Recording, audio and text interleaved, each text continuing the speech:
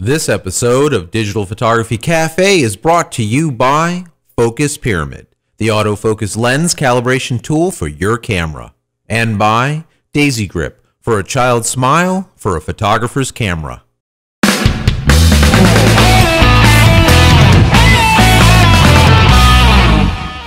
Welcome to the Digital Photography Cafe. I'm Trevor Current, your digital marketing guy. And I'm Joseph Christina, your professional photographer.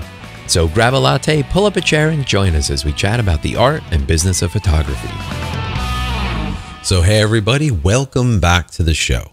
Last week we talked about making yourself memorable through personal branding, and should you use a tripod or not use a tripod? That is the question. If you haven't listened to last week's show, I encourage you to do so.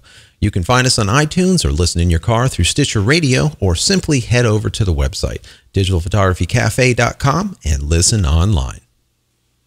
So Joe, we are back, man. Episode 52, our 1-year anniversary. Wow, 52. We made it, bro. We made it. Yes, finally. Happy anniversary. Happy anniversary. Oh my God. The you are buying me some flowers? I love it. You are the best. I could use some flowers. Yeah, we got to have some cake. I like cake. I know. My wife would be jealous if you sent me flowers, but that's okay. So anyways, yeah, 52. I cannot believe it. We've persevered. Yeah, we have. It's been we've done a lot of stuff over the year and everything. Gone to a lot of shows and, had some great giveaways and stuff. And actually, speaking of which, at the beginning of the show, you all probably heard that we have a new sponsor coming on board by the name of DaisyGrip. Absolutely. And we actually put together a great partner giveaway that we're doing with them. And you guys will hear more about DaisyGrip and the giveaway towards the end of the show. So definitely stay tuned. Yeah, that's exciting. That's going to be a really, really good giveaway. It's going to be, I think, as good, if not better, than the ones that we did from the WPPI shows. So this is really exciting. Yeah, really exciting. So you know what? I tell you what, Trev, just in case people don't know who in the heck we are, they've kind of missed us for the last year, and maybe they're coming aboard we're kind of getting into video now. We'll kind of speak about that later on also, but maybe they're just coming aboard. Let's kind of give, I don't know, everyone that's listening a little synopsis about us and, where we've been, who we are. And this way they kind of get an idea. I know we did this right around the very beginning, first show, but yep. I guess we can make believe this is a show number 1 all over again for the next year. Yes, a whole new beginning. Sure. Right. Yeah. So basically my background is I've been in the graphics and photography industry for about, 21 years now, something like that. Really my main background, my main focus was always on graphic design. I minored in photography in college and have always used photography in my job, mainly doing product photography for our clients. There was a lot of, we did a lot of packaging type of work for small products, it's candies and cookies, some electronics things and stuff. And That's cool. A lot of times it just made sense for us to do photography in-house because, we could get the look we wanted for the designs. It was just easier. It was faster. Obviously, it was more cost effective. And then, for bigger projects, where we needed like a full studio and things like that, we would hire on the outside. But, from a personal level, I've been doing photography ever since I was a kid, as most of us have. Sure. I really enjoy, shooting landscapes and, portraits of the kids and stuff and kind of the nature thing. I'm not what you would say a professional working photographer. I'm not out there weekend shooting weddings. That's not really my gig. And, right. And as far as commercial work goes, I do still do commercial work, but now really I've kind of transitioned what I've been doing and all my experiences throughout the last 21 years kind of into my own company called Current Media Group. And we really kind of take and do design. We do website design. We do social media management. We do digital marketing and media relations.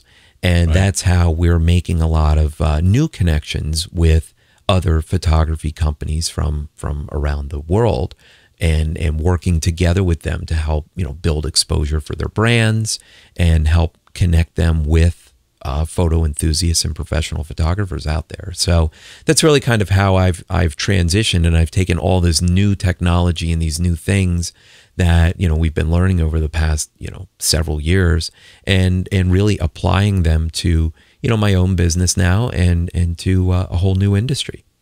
Yes, that's very cool. So you were actually combining the photography that you learned to the social media and everything now to make websites and to so that's pretty cool. It's a all the way a full rounded from beginning to end all the way around. That's pretty cool. So when you were doing the product work, you were saying you're illustrating. So you were actually taking the photographs and then after the fact illustrating, or how was that working? Well, it was kind of a combination. I mean, there were times where we would use product imagery right out of the camera. Just kind of retouch them, make them look pretty, and go with it. But there's a lot of times where we were doing product creation. So we would do a lot of concept work for new products, and we really wouldn't have a product to photograph. So a lot of times I would take and photograph an existing product maybe that the client had, bring it into Photoshop, kind of tweak it there, maybe bring it into Illustrator, combine it, and do these photo illustrations, let's say. Right. That were very photorealistic. I mean, they looked as if it was an existing product that had been on the market for years. So you were like the nougat guy. Yeah. I've done a lot with candy. A lot of chocolate, a lot of caramel, a lot of nougat stuff. One of our clients was M&M Mars, or Mars Incorporated, and I can't tell you how many different candy products that I've created over the years. But I've also done a lot of work for Sony Electronics, and their media division, so all their CDs and way back their videotapes and audio tapes, things like that, and most recently their USB devices, their other forms of flash devices and stuff. So and a lot of those new products, again, photography doesn't exist for them. So they would either send us a prototype and we'd shoot it and kind of modify it to make it look like what the final product is going to be. So that's really kind of how I've applied my photography education and experience into my professional career. Right. That's awesome. So we have we got the business side, right, as well as the art side, all combined in one. And for me, I started out originally doing photography, film work. Back when I was in high school, that's where I kind of got the ages ago. Yeah. Yes, exactly. The good old days. The good old days. Back with my 35 millimeter metal body Minolta, was an SRT 102, I think it was. It was, probably weighed 2-3 pounds. You'd actually be able to clobber somebody with it and then take their photograph with it. And it was not that I ever did that or anything, but no, maybe a couple times. But it was those were the days where you would shoot the film, you would actually bring it into a dark room, you would do your proofs, you come out, take a look at it, you would chalk things up what you wanted to go into. But I mean, it was a big process. But you know what? I really enjoyed it, and it kind of gave me it allowed me to kind of understand light and how to be able to push and pull negatives and to look at images more on an abstract base. And less of just the whole image as one big entity. I would look at shapes and colors, and back then it was black and white, so it was more like the shapes of shadows. So I was more interested about the shadows than the light. So but that's kind of like how I started. From there I ended up going to FAU, Florida Atlantic University. I went to after that I ended up working with a little bit on the computer industry, and then went wholeheartedly into graphics design. So I went as commercial art and graphic design major at the Art Institute of Fort Lauderdale. So that was a lot of fun. That was back when we were still actually my job at that time was working at an ad agency doing cover work. So I was doing magazine covers, and back then we were doing paste up and layout. I remember those days very well. That was like, and people think of what, paste up and layout. Yeah, I would use some type of cork or whatnot. But yeah, there was nothing. There was no computer or anything. No, it was actually printed film, and you were cutting it out with an X-Acto knife, and you were hot waxing it down onto illustration board. And exactly. Yeah. You were actually doing paste up and layout. Yeah, that was like truly paste up and layout. Paste up and layout. Yeah, you would cut and paste and put things on there. So it was pretty cool doing magazine work like that. It was kind of, we would have copy that we would need to get done. We would call it down into the copy location downstairs. It would be this huge machine. It was called a Veritype machine. You would say, okay, I need Arial 12 point. I need a leading, whatever you told them. They would come out with these white sheets with all your type on it. Then you would cut it all out and you would paste up on the boards. So, that it was a couple of years ago now, Trev. But anyway, so a few years. And I tell you what, if people don't know what those Veritype machines are, they really are huge machines. I mean, we think of desktop PCs now. I mean, like right now, the biggest PCs on the market, I think, are like the Mac Pro towers. I mean, those big, massive things that, sit on your desk. Well, these machines, they were basically a terminal. And then you had this massive box that was the CPU. And then you had another massive box that was like the film output machine, like the thing that actually, through a photographic process with chemicals and everything, would actually print the type on this film and then run it out. And man, that stank too. It stank, yeah. But I tell you what, the characters that would come out of this thing were so rock solid. I mean, you could take, a magnifying glass to it and you wouldn't see a single, it was absolutely, the type is perfect from beginning to end. Absolutely. Yeah. Well, that's all that it did, right? Yeah. So anyway, that was its one function. Yeah. Yeah. So that was me doing, paste up and layout and I was doing some photography for the magazines for the cover work. So that's kind of like my mindset has always been, creating things that sell. Working from an ad agency, perspective, doesn't matter what it was. If the copy is at this location, it's just to sell. If the image is there, why? Because it has to sell. So it's just always been that way. So I've that's kind of moved with me as I do my work as a photographer. So, after that, I kind of I started my own business. I was doing computers and photography at that time. Finally, I just said, enough of all this. I'm doing only photography, and that's all that I did. I've been a pro now for years and years and years. And, my mainstay is I do a lot of commercial work. So I do advertising campaigns, nation as well as international advertising campaigns for different companies, but I also do portrait stuff. My main kind of thing is branding portraiture. So if there's an actor, an actress, or someone that it needs to be depicted in a certain light, they'll come to me to create this branding portrait for them. So like one year we had a PGA star. Well, she needed to look a specific way. So we did that. And then we have, we'll also do, for example, record albums. So we'll get in there and work with musicians, singer and songwriters to develop album covers. And so we do that on a regular basis. So there's a lot of different things that we do, a lot of fashion. It's the full gamut. When I originally started the company, Allure Multimedia, it was kind of, back when everyone was naming their business, Joe Blow Photography. And I decided not to do that. Just not that there's anything wrong with that, but I just had a vision that a lot of what I was going to do would be multimedia, because that's kind of my more background. than just photography. Right. Yep. So I originally I called the business Allure Multimedia, and everyone was like, "Why? Why would you do this? That doesn't make sense." And now, now it's years later. Now all of a sudden, Allure Multimedia has kind of grown into itself instead of growing out of itself. So now we're doing, we're doing 30-second ad spots, on Comcast. We're doing, both. We're doing video, audio. We're a full production house now. So just about anything that you can think of is what we're doing, either in-house or outsourcing portions thereof. So that's kind of, where I've come from, back at the ad agencies doing paste up and layout to now doing full multimedia, everything. Right. So, and you know what? And having such similar backgrounds, I mean, that's kind of how we met in the first place. Exactly. For those of you that don't know, I mean, Joe and I pretty much just met on Twitter. Yeah. I live up in the Northeast, up in New Jersey area, and he's down in Florida. And I mean, we never ever would have met otherwise if it weren't for Twitter. I mean, we both were hanging out on Twitter. We kind of we're in the same circles of people. Ross Sillers being one of them, who had a podcast, the New Media Photographer, that we both listened to back then. And both you and I were actually on that show on many occasions.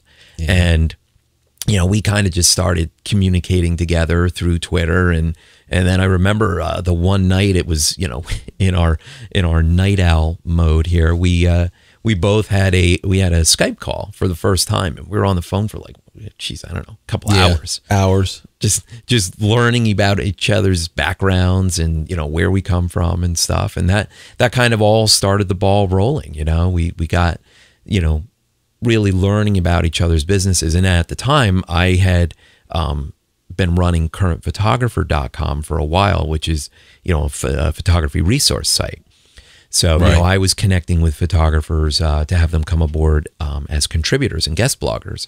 And, I invited Joe to come on, and he has written several articles that, still get a lot of reads even today on Current Photographer. So, and then we kind of just were shooting it for a long time, and finally decided to do something together, right? Yeah, it had to have been, we threatened to do a podcast for, I would say, 6 months, 8 months. A long time. It was or more. Yeah, maybe even a year. Pushing a year. It was a long time because we knew that, we're both extremely anal retentive. If I do something, it's going to be stellar. It's not going to be mediocre. I'm not going to do it. I just would rather just not do it, period. If, it doesn't matter if it's a project or just anything that I do, I just rather just not do it. And you're the same way. It's like, Absolutely. It's got to be just right.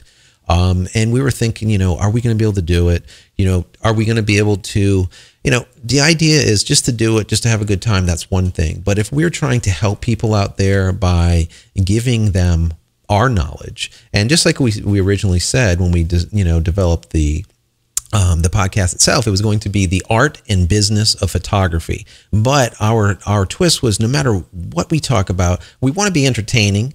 We want to have, we want to give the person some type of knowledge, something that they can, that's actionable, something that they can immediately use. They can either hit pause and go use it, or as soon as the show is over, they can go and do whatever that is. So we've tried every single show, 52 now, to give a little something, a tidbit that someone can use, either in business, on the art side, either which way. And we kind of try to break it up a little bit. Sometimes we'll have both art and business in one show. Sometimes we'll only do art.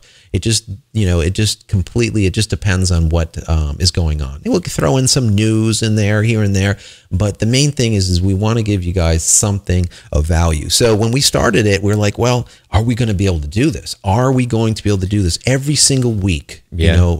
No fail, and be able to put it out there. Not only have we done that, but then we've also now traveled the gamut of the country, from New York all the way to Las Vegas, doing shows like WPPI and whatnot. Yeah, Photo Plus. In Photo Plus Expo, interviewing with the huge, from incredibly big photographers to huge companies, corporations like Kodak at the time, Fuji and Nikon, and on and on and on. We had the absolute honor of being able to interview with them. So that has been amazing, right? Well, yeah, that's what's been fantastic. The show really started out as just a way for you and I to work on a project together and to share our experience and expertise. Because for a while there, I've been wanting to do a podcast for a long time, and I wanted to create a companion video podcast for Current Photographer. And as I started doing it, and experimenting and kind of doing the testing on my own, it's a big undertaking for one person to do. And that's why, you coming, and us connecting and being able to create the show together, it's the whole two heads together thing. We can do so much more and do it so much better by it being the two of us doing it, rather than just one person trying to do everything. That's really, really hard. And, we really have a lot to share. We've got a lot of experience, and, the whole reason that I created Current Photographer was to be a resource for photographers. Not promoting myself as the end all and be all of photographers, because I'm certainly not, but being able to get in touch with the community and get people within the community to come on board and help share their knowledge. And then as I was able to take my areas of expertise and share them through the site and now through this other outlet. And it really has, the show really has given us that ability. We've built a name for ourselves within the industry and has opened up a lot of doors that we've been able to do so much more than what we ever thought we would, No, absolutely. I mean, it's been quite fun. It's been an incredible road that we've been on. Just meeting all the people it's just been great. But yeah, to the idea of giving back. That's the whole idea. I mean, I'm not going to claim to be the best photographer out there, but what I'm going to tell you is I've made a lot of damn mistakes in my time, and I want to share them with you so that you don't do that, because as time goes on, we think that we got it, we think that we know it, and sometimes we just don't. Things happen that is just unforeseen. I mean, just recently we've had a very bad time with with someone that we were doing an album for. That it's been like a year that we've been fighting with these people. But see, these are the type of things that happen. Now, knowing what I know today, if I go and instruct someone, say, listen, if you were doing this for so and so, or if you were doing this, make sure you do this, or don't do that. Which is just hands-on experience. This is speaking from knowledge. Absolutely, this is the things that happen. First-hand experience. Yeah, we were talking about it the other week, where when you're dealing with these extremely famous people, you have 10, 15 minutes with these people. So by speaking about this and explaining how this happens, it gives you the idea of, as a photographer, on how you need to be so set up before you even go into these situations. If not, you're just not going to get the shot. But we'll talk about that in another time. But I think this show, I think what we need to do is kind of maybe get into, this is a little bit of the past of like what's been going on. Maybe we'll kind of talk about what we're going to be doing now, and then kind of what we're going to be doing in the future. What do you think? Yeah, I think that sounds good. But let's take a quick break to hear from Focus Pyramid before we do that. What do you think? Sounds great. Let's do it. Are you frustrated with slightly out of focus images when you know your autofocus spot was dead on? It's simply not your fault. From manufacturer to manufacturer, and even lens copy to lens copy, there are slight variances to the exact spot where light is being focused onto the sensor. Finally, there's a product that allows you to compensate for those variances and make sharper images immediately. Focus Pyramid, the autofocus lens calibration tool, is an absolute must for every photographer. If you want to make the sharpest images possible, then you need to take control over your camera's focusing system. With the Focus Pyramid, you can calibrate all of your lenses on your lunch break. The Focus Pyramid makes lens calibration quick and easy at an affordable price. So give your lenses a new lease on life and take your photography to the next level. Head over to focuspyramid.com/DPC and get an additional 10% off just for being a show listener. So, all right, guys, we are back here. What we kind of want to get into a little bit is about what we're doing right now with the show, and kind of talk about, how we do it. Is we get questions all the time through Twitter, through Facebook and all over the place. We get idea, people are like, okay, so how exactly does this happen? We thought that you guys were in the same room, or you guys sound like you're right next to each other. Why do you guys sound like that? Or what, So I think we should talk about that a little bit. I know, when in reality, we're like 1,200 miles apart. We are 1,200 miles apart, right? You're normally in the wintertime. I get to make fun of you because there's snow on your roof. And then you can make fun of me that I'm sweating and there's bugs eating me or something. Yes, that's right. Trevor, of course, you're up in Jersey, and I'm down here in South Florida. The good, bad, or the different, we are 1,200 miles away. So people ask, why do we sound like this, or why, what's the special sauce here? Well, when we were talking about when we originally started this, we said, well, we're going to do this and we're going to do it right, and we're not going to do it at all, right?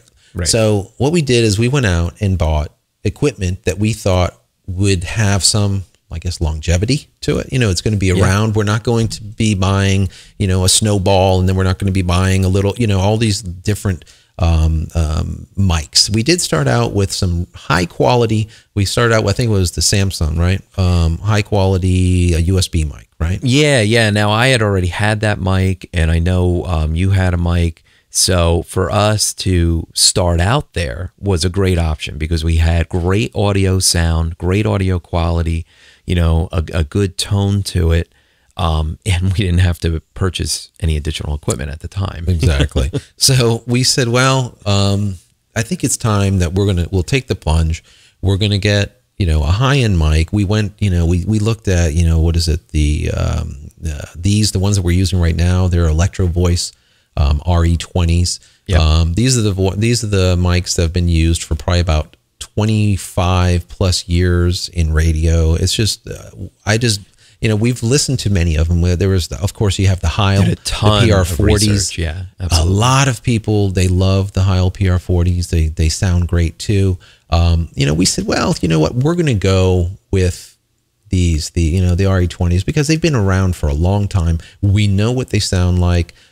When we put a compressor on it, we know what we're going to get out of it. So let's go ahead and stick with them. They've been around for a couple of years, right? So that's what we did. We ended up going with the RE20s. We have the boom, the arms. We also have compressors, which kind of make everything sound a little bit better. We can gain it. We can do whatever we want to play with it. Especially for a while there, I was having a problem because here in Florida, it's hot as hell. That's the bottom line. And we have to have the ACs running. And so doing, we have this humming and whatnot. So by putting those a compressor, Samsung mics would pick up all that noise. God, everything. So I was constantly having to, denoise everything because it was just sounding like a complete mess.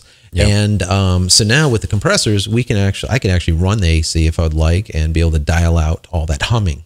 But along with that, we got the compressors so that when we would go and do the shows, and we would, let's say, would be right in the middle of the thick of things at, Photo Plus Expo or WPPI or something, we'd be able to dial out all that humming, droning sound of people talking, all that background, and maybe bring a little bit of into it, a little bit in, but take a lot of it out. So we got that. On my side, I have a Mackie, a nice, mixer. That we use whenever we bring in someone into Skype. So they'll come in through one of the secondary machines that I have in here in the studio, and we'd be able to bring in 1, 2, or however many people into the mix, into the fray every once in a while when you'll hear us do an interview, right? Right. Yep. So that's... But now, you say Skype. Now, a lot of the shows out there, when they do multiple hosts or these guests, interviews or what have you, they're using Skype. Right. Now, Skype has great audio quality, but it also has a lot of problems. And we really didn't want to suffer from the digital noise or the drops that you get. So we take all of this great equipment and we pump our recording into an external digital recorder, which is the H4n. We've talked about that a bunch of times. Right. And then we actually, Joe actually takes my audio file, his audio file, composes them in post, and we do basically what's called a double ender. We both record locally, we merge them together in post. He puts the magic sauce on it and makes it sound great. And that really has proven to be the best way to go. We take the computer interface out of it completely. Absolutely. In the upfront recording, and basically we could do this with our iPhones and recording locally and get the same product that we're getting right now, which is great. So we're not limited to an internet connection for us to produce our show. Right. So that kind of gives you a little background on how we actually make the podcast. There's a lot of other things that go into it. We could probably have an entire show just on that. We probably could. But kind of moving. But that's not what we're all about here. Yeah. We're not the How to Podcast show. Yeah, there's some really good ones out there for that. So, yes. But moving forward, now it's a year down the road. We've been doing beta testing on video. So we said, well, that's the next best. That's the next thing, right? That's going to be what we kind of want to go into, because back to the multimedia thing, I do believe that multimedia is, of course, the wave of the future, and I think eventually, people like us will have our own channel, but it'll be called an app at that point that people can go and just pull onto their TV and just take Joe and Trev and drop them into their TV, and there you have it. So yeah, I think that that's going to be a really big thing down the down the road. So we kind of want to grab hold of it right now, just like we did with Stitcher Radio. We ended up getting onto Stitcher Radio. Why? Because it's a great opportunity for us to be in everyone's car. Right. Exactly. And we are now. So, and there's very few, photography shows that are in the car. Besides ours. So that's huge. It's really big. So now we're going to do the same thing with multimedia. So we've been doing this alpha, we're not really there, but let's just say we've been doing this beta testing for a little bit. And we feel like we kind of got it now. So we've got our workflow down. We figured out a process, and we got something that we think looks good, again, for doing it in a remote location. We're not in a studio together. We can't be in front of a green screen doing some real cool techie backgrounds together. The production to do something like that is just impossible. So, the way we're doing it is we're basically doing the double ender, but with video and high quality audio. So that's why in the videos you see the big mics in front of our faces. We're recording high quality audio. We're recording, high quality HD video.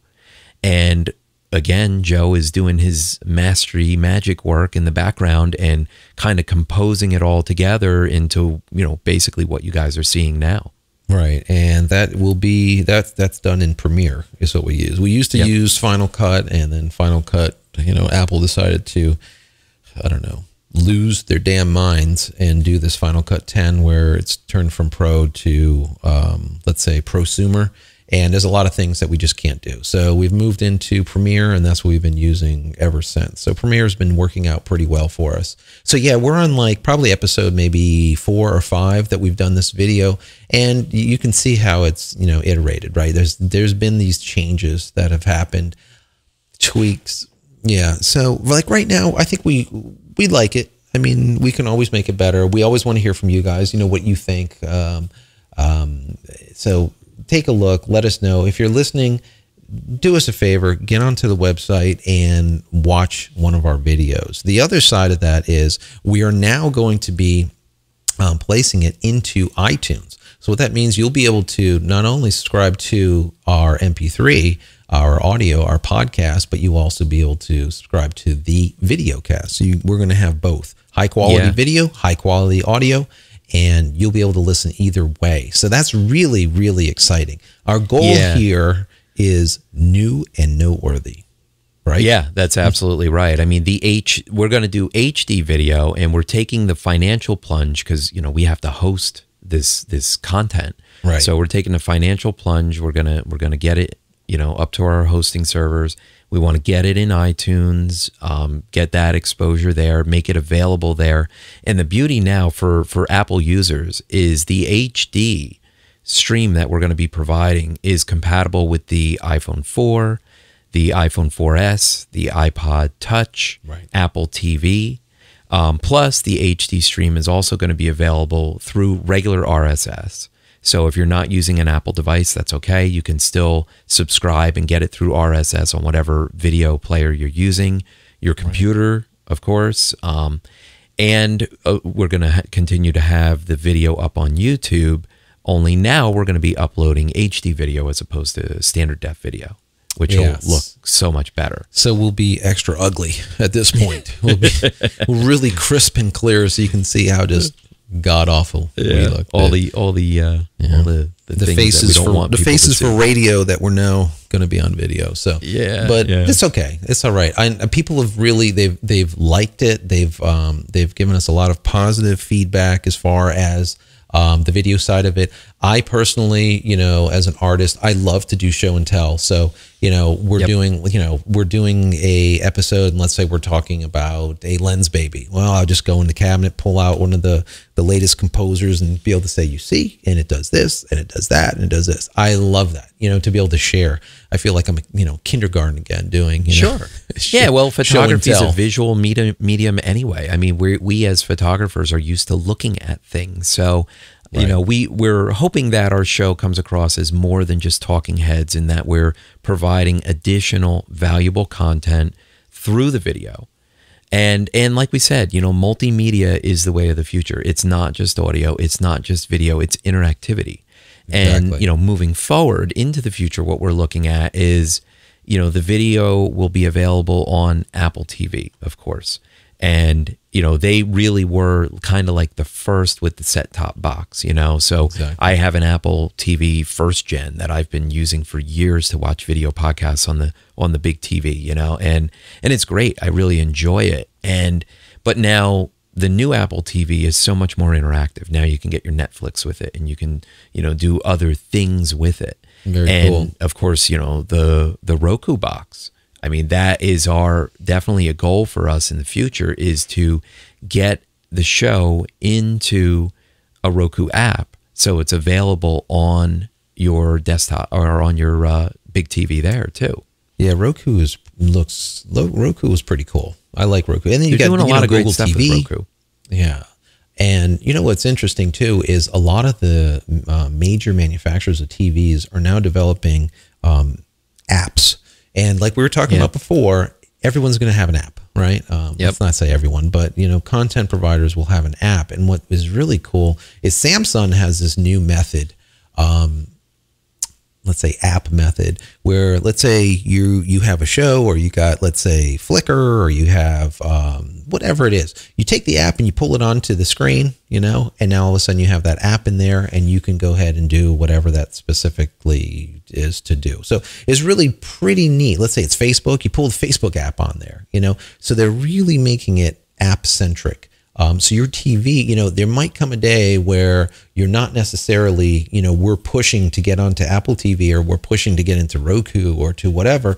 Maybe it's just going to be simple, like, you know, we really need to get onto Samsung, or we really need to get onto Sharp or to whoever, because they have such a good, you know, app experience. We just don't know yet. Right now, we you know, most in our minds, we're like, oh, you know, we need to have this extra little hockey puck next to the TV. That might not be the case for too much longer. Yeah, I really think, I mean, the, you know, Roku, Apple TV, other set-top boxes, I mean, they're great and all, but I think what's going to happen, probably in not the too distant future, is that most of what we're going to consume external from DVDs, Blu-rays, and cable or direct satellite provided content is going to be all this internet stuff. I mean, all the new TVs are coming with internet connectivity, either via Wi-Fi or a hardwired,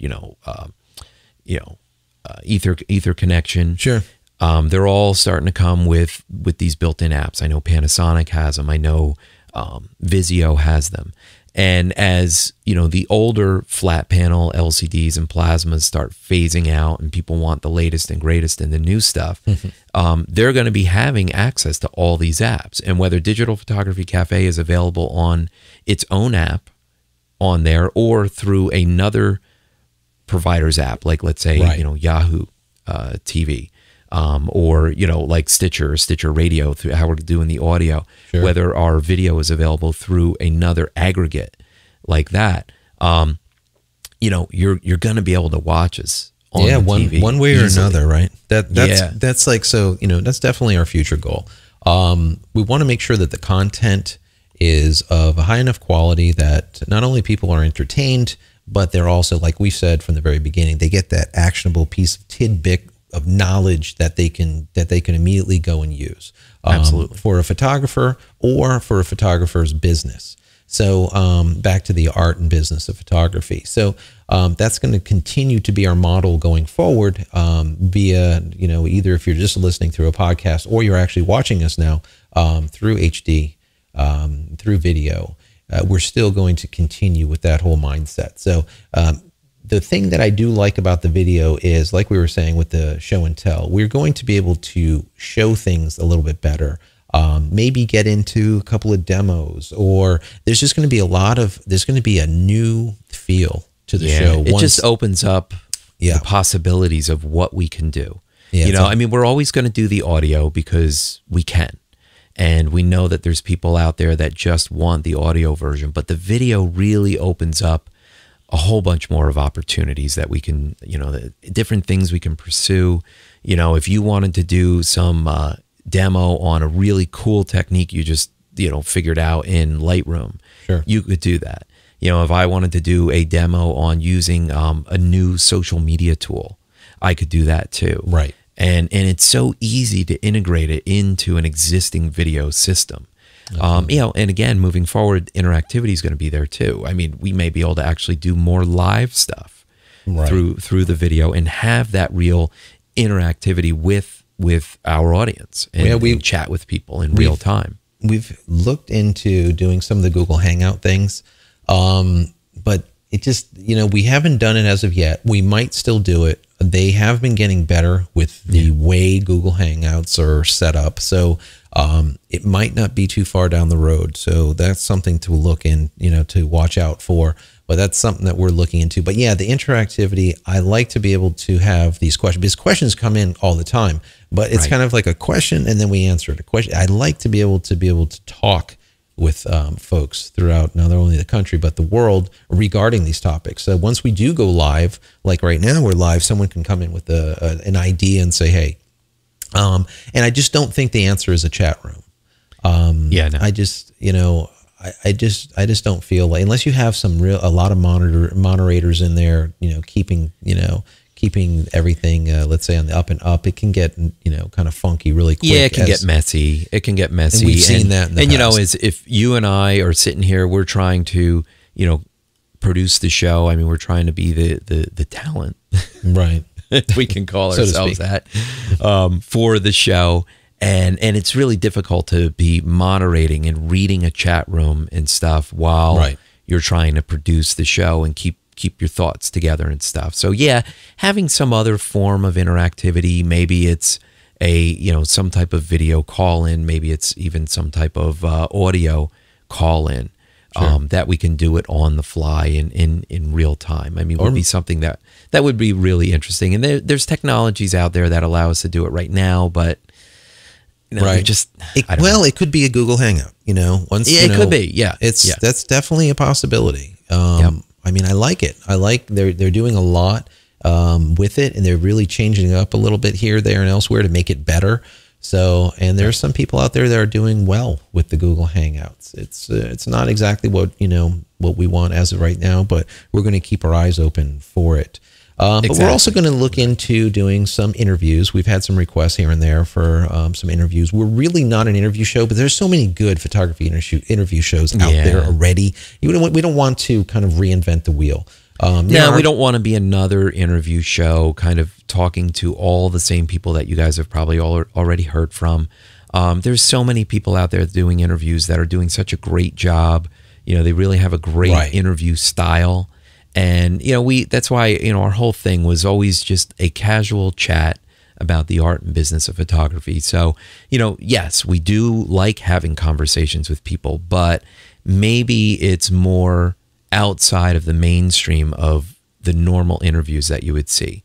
Maybe it's talking with a business consultant, or maybe it's talking with a photographer who is specializing in a certain technique or something, something that's beyond the norm, and if we have those opportunities, then yeah, we're definitely going to bring them to you, because we think that it's great content, and we think that you guys will learn a lot from it. Yeah, and I think going forward, we're going to have a lot more giveaways, a lot more promotions, a lot more things that we're going to be able to give the listener just for simply listening.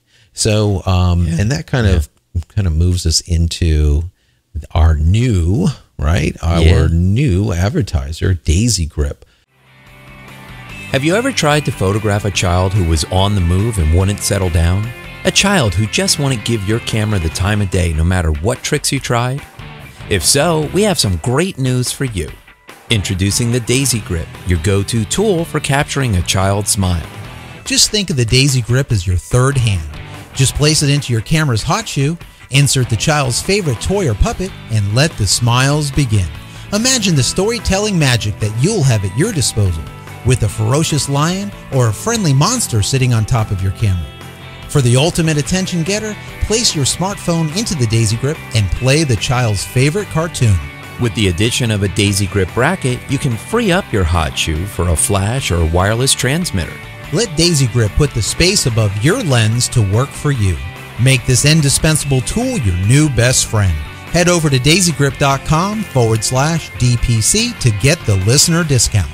The DaisyGrip, for a child's smile, for a photographer's camera. Yeah, so Joe, that DaisyGrip looks really cool. I mean, we both have played with it a little bit, and I think it really is a neat idea.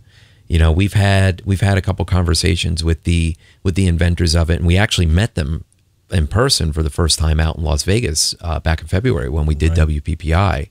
Yeah. And and I've since met with them another time, but I just really like their product. You know, one of the creators and founders of the company, she's a child portrait photographer. That's kind of a lot of what she does.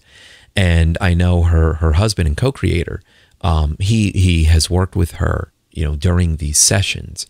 And, you know, and it's funny, they talk about how he would have to stand there and hold a puppet or make some noises or whatever to try and draw the child's attention to the camera, you know, and to keep them focusing, you know, a little bit so you can capture more of their natural feeling rather than getting them, you know, sitting there and saying, okay, say cheese, and they cheese, you know, and they look like they're constipated or something. Yeah. You know? And you know what? It's funny you say that. That happens to me a lot when I work with models. You know? No, but you need to dangle a shiny object above the lens. Yeah, maybe I need a DaisyGrip, and we'll put like a little lion or tiger or a little. No, I'm just kidding. But yeah, it's such a very cool tool, and the idea of, you know, whenever a photographer makes a photography product, you know it's going to be good because you know, for example, with you know, she understands, you know, what goes into trying to capture kids. You know, God, I've done it a few times. I don't like it too well, I guess, to say it lightly. You've got to be a certain type of person to be able to do that, I think. It's just, yeah, it's not an easy thing. I give them just a ton of credit. Any photographer that's doing kids portraits, kids photography.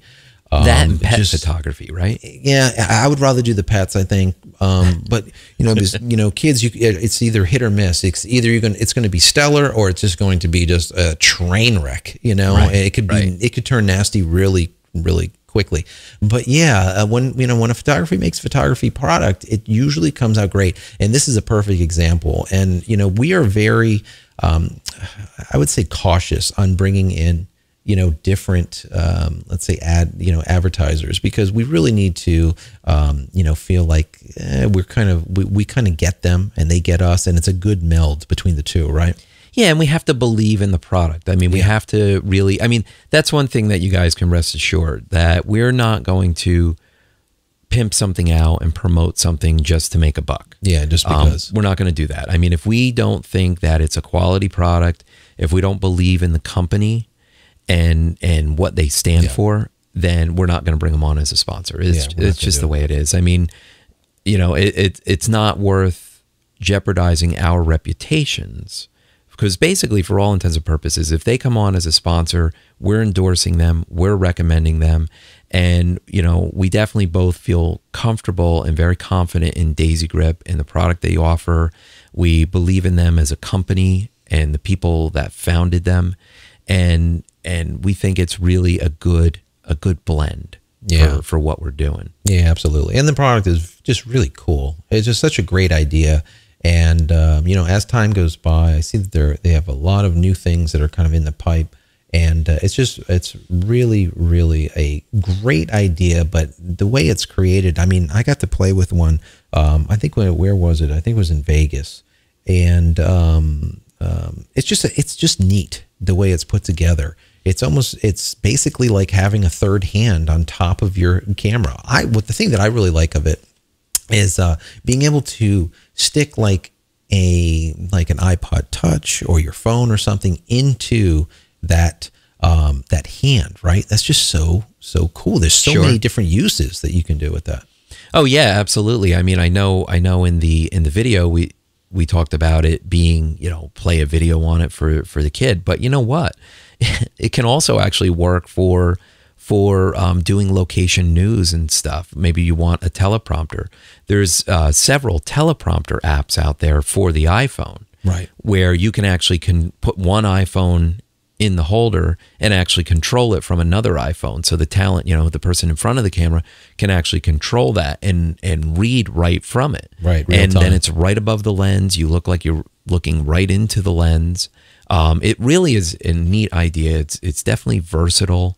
And like you said, they kind of gave us a little hint of some new things they're working on, and those are going to be pretty exciting too. So definitely worth checking them out. I would say definitely head over to DaisyGrip.com, check out what they're doing over there, and peruse their products and the different things that they offer. And I think you're going to be pretty interested in it.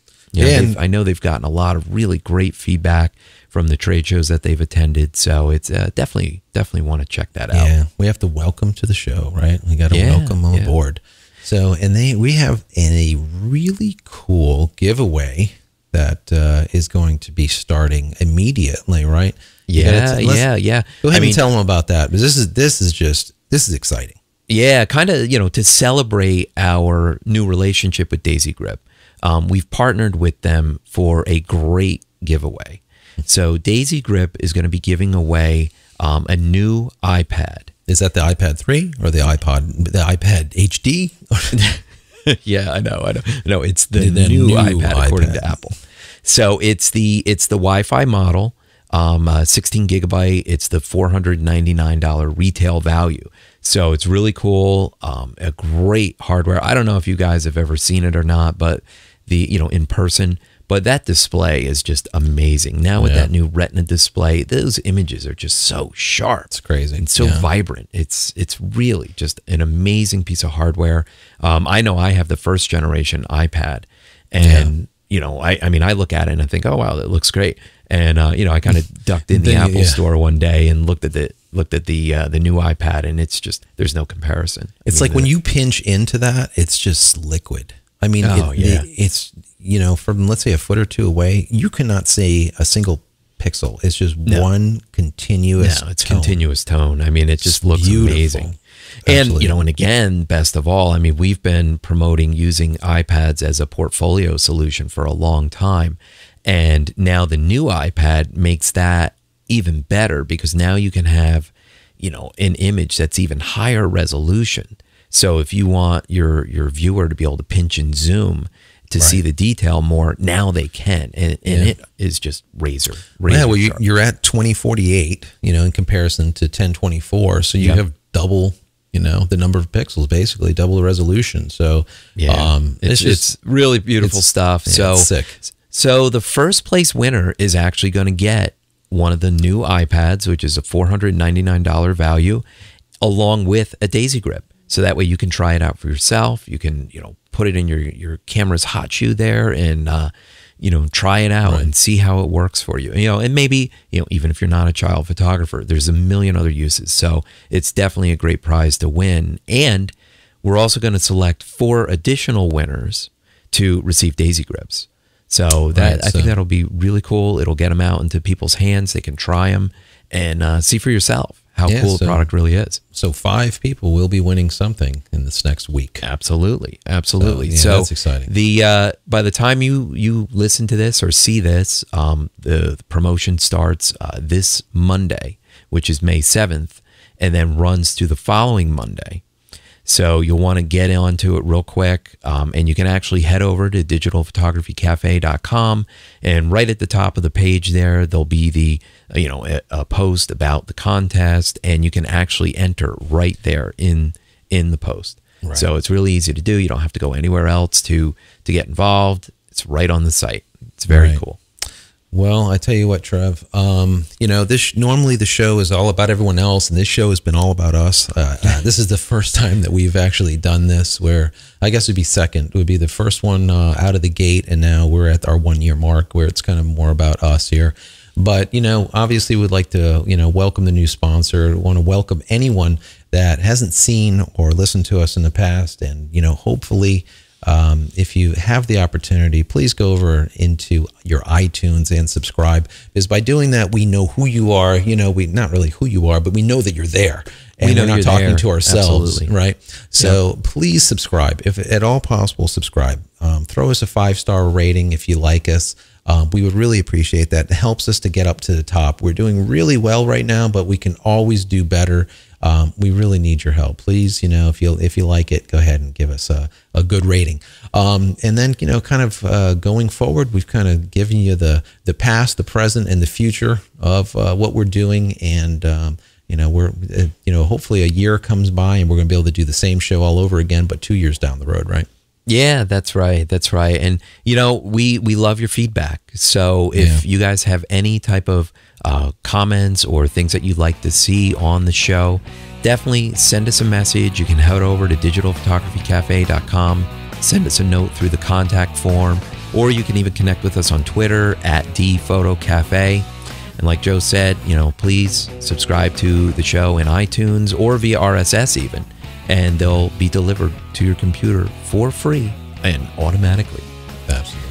Yeah. So Joe, we kind of talked about, us and a lot. Yes. Too much. But where can people go learn more about what you're doing? What's your web address and how can they connect with you?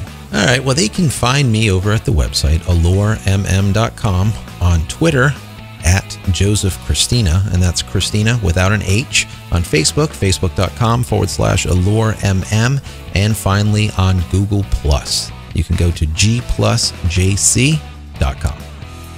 Awesome. And of course, you can keep up with me on Twitter at Trevor Current, and check out our new Twitter account. It's at Current Photo. We're sharing even more great photography information on that one, kind of different stuff than what I'm sending out through Trevor Current. So definitely join us there. Head over to currentphotographer.com, check out our resources there, and facebook.com/current photographer. You are everywhere. I am everywhere. Oh my God. All right, Trev, listen, great show. The end of another year and beginning of the next. So I'd like to thank the listeners for their continued support. If you enjoy the show, why not buy your caffeine-addicted host a cup of coffee? We've added a tip jar over to the website, so please consider making a donation. If you're listening on the go, fear not. Everything that we've covered in this week's show can easily be found in our show notes at our website, digitalphotographycafe.com.